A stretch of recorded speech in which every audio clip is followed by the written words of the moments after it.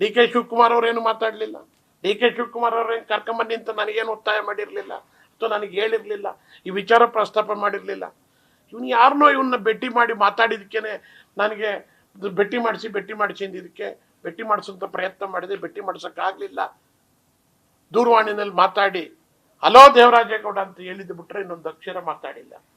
ನೀವು ಸಹಿತ ಭಾಳ ಹೋರಾಟ ಮಾಡಿದ್ದೀರಿ. ನೀವು ಅವರು ಮುಂದ್ಗಡೆ ಭಾಗ ಬಿಡುಗಡೆ ಮಾಡದೇ ಇದ್ದಾಗ, ಆಡಿಯೋ ಬಿಡುಗಡೆ ಮಾಡದೇ ಇದ್ದಾಗ ನೀವು ಅವತ್ತು ಬಾಯ್ಕಾಟ್ ಮಾಡಬೇಕಾಗಿತ್ತು ಅಂತ ನನ್ನ ಭಾವನೆ.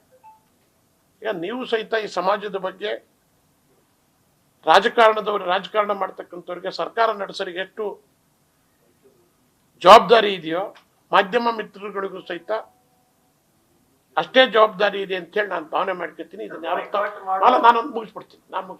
ಆಮೇಲೆ ನಾನು ಇದು ನಿಮ್ಮ ಯಾರನ್ನೂ ದೂಷಿಸಿ ಹೇಳ್ತಾ ಇಲ್ಲ. ನಾನು ಯಾತಕ್ಕೆ ಮಾತು ಹೇಳ್ತೀನಿ ಅಂದರೆ ಎಲ್ಲೆಲ್ಲ ಹೋಗ್ತಾ ಇದೆ.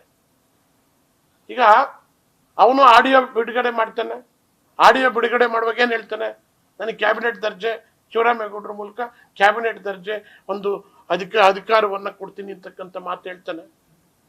ಅದಾಯಿತು, ನನಗೆ ಹಂಗೆ ಮಾತಾಡಿದ್ರು ಹಿಂಗೆ ಮಾತಾಡಿದ್ರು 40 ನಿಮಿಷ ಮಾತಾಡಿದ್ರು ಡಿ.ಕೆ. ಅಂತಾನೆ. ಏನಯ್ಯ ಮಾತಾಡಿರೋದು ತೋರ್ಸಯ್ಯ, ಯಾರಿಗೂ ಭಯ ಬಿಡೋದಿಲ್ಲ, ಅದೆಲ್ಲಿ ತೋರಿಸ್ಬೇಕು ಅಲ್ಲಿ ತೋರಿಸ್ತೀನಿ ಅಂತಾನೆ.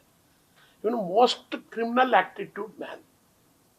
ಇವನು ನಾನು ಈ ರಾಜ್ಯದ ಜನತೆಗೆ ಹೇಳ್ತೀನಿ, ಇದೊಂದು ಕಡಿಕಿರಲಿ, ಇನ್ನು ಮುಂದೆ ಇವನ ಜೊತೆ ವ್ಯವಹರಿಸ್ತಕ್ಕಂಥವ್ರು ಅವ್ರು ಯಾರೇ ಇರ್ಬೋದು, ಭಾಳ ಎಚ್ಚರದಿಂದ ವ್ಯವಹರಿಸಿ.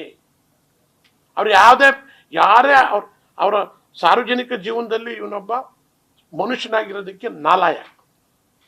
ಇಂಥ ಒಬ್ಬ ನನಗೆ ಅವನು ಭೇಟಿ ಮಾಡಿದ್ದು ನೀವು ನಂಬ್ತಿರೋ ಇಲ್ವೋ, 26ನೇ ತಾರೀಕು ಚುನಾವಣೆ ಆಗುತ್ತೆ, 29ನೇ ತಾರೀಕು ಅವನ್ನ ಭೇಟಿ ಮಾಡಿದ್ದು ನಾನು ಫೋನ್ನಲ್ಲಿ.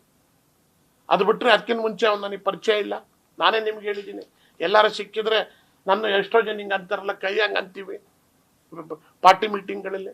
26ನೇ ತಾರೀಕು ಸಾಯಂಕಾಲ ಬಿಟ್ಟರೆ ದೇವರಾಜೇಗೌಡ ಯಾರು ಅಂತ ನನಗೆ ಗೊತ್ತಿಲ್ಲ.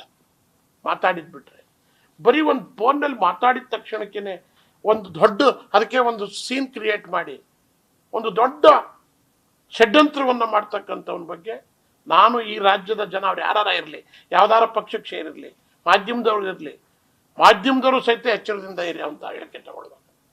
ಅವನ ಬಾಡಿನೇ ರೆಕಾರ್ಡ್ ಮಾಡುತ್ತೆ. ಅಷ್ಟರ ಮಟ್ಟಿಗೆ ಅದು ಕೆಲವರಿಗೆ ಏನಾಗುತ್ತೆ ಅಂದರೆ ಈ ಕಳ್ತನ ಮಾಡಕ್ಕೆ ಹೋದರೆ ಭಾಳ ವ್ಯವಸ್ಥಿತವಾಗಿ ಕಳ್ತನ ಮಾಡ್ತಾರೆ, ಟಕ್ ಮಾಡಿ. ಆ ರೀತಿ ವ್ಯವಸ್ಥಿತವಾಗಿರ್ತಕ್ಕಂಥ ಆ ಮಟ್ಟದ ಜವಾಬ್ದಾರಿ ಇರ್ತಕ್ಕಂಥ ಮನುಷ್ಯ ಇವನು ಉಳಿಕೆ ಬಗ್ಗೆ ನಾನೇನು ಚರ್ಚೆ ಮಾತಾಡೋಕ್ಕೆ ಹೋಗೋದಿಲ್ಲ. ಇವನು ಎಷ್ಟು ಸತ್ಯ ಹರಿಶ್ಚಂದ್ರನ್ ಮೊಮ್ಮಗ ಅನ್ನೋದನ್ನು ಈಗಾಗಲೇ ಮಾಧ್ಯಮದ ಮುಂದೆ ಅವನು ಒಬ್ಬ ರೇಪಿಸ್ಟ್ ಅಂತ ಹೇಳಿ ಯಾರೋ ಅರ್ಜಿ ಕೊಟ್ಟಿರ್ತಕ್ಕಂಥದ್ದನ್ನು ನೀವೇ ತೋರಿಸಿದ್ದೀರಿ ಮಾಧ್ಯಮಗಳಲ್ಲಿ. ನಾನು ಇವತ್ತು ಪ್ರೆಸ್ ಮೀಟ್ ಮಾಡ್ಲಿಕ್ಕೆ ಬಂದಿದ್ದು, ಅವತ್ತಾದ್ಮೇಲೆ ಅವನು ಒಳಗೆ ಹೋದ್ಮೇಲೆ ನಾನು ದೇವರಲ್ಲಿ ಪ್ರಾರ್ಥನೆ ಮಾಡಿದೆ. ನಾನು ತಿರುಪತಿ ತಿಮ್ಮಪ್ಪನ ಭಕ್ತ. ಸದ್ಯ ಒಳಗೆ ಹೋದಲ್ಲಪ್ಪ, ಈ ಹುಚ್ಚುನಾಯಿ ಒಂದು ಒಳಗೆ ಹೋಯ್ತಲ್ಲ ಅಂತೇಳಿ ನಾನು ಭಾವನೆ ಮಾಡಿಕೊಂಡಿದ್ದೆ. ಯಾರನ್ನು ಬೇಕಾದ್ರೂ ಕಡಿತದೆ, ಅವರೇ ಇವರೇ ಅಂತ ಸಿಕ್ಕಿಲ್ಲ, ಯಾರು ಸಿಕ್ಕುತ್ತೋ ಅದು ಕಡಿಯಕ್ಕೆ ಕಡಿಯುತ್ತೆ. ಇವನೊಬ್ಬ ಫ್ರಾಡ್ ಆಕ್ಚುಲಿ. ನ್ಯೂಸ್ ಫಸ್ಟ್ ನಿರ್ಭೀತಿಯಿಂದ ನಿಮ್ಮ ಪರವಾಗಿ.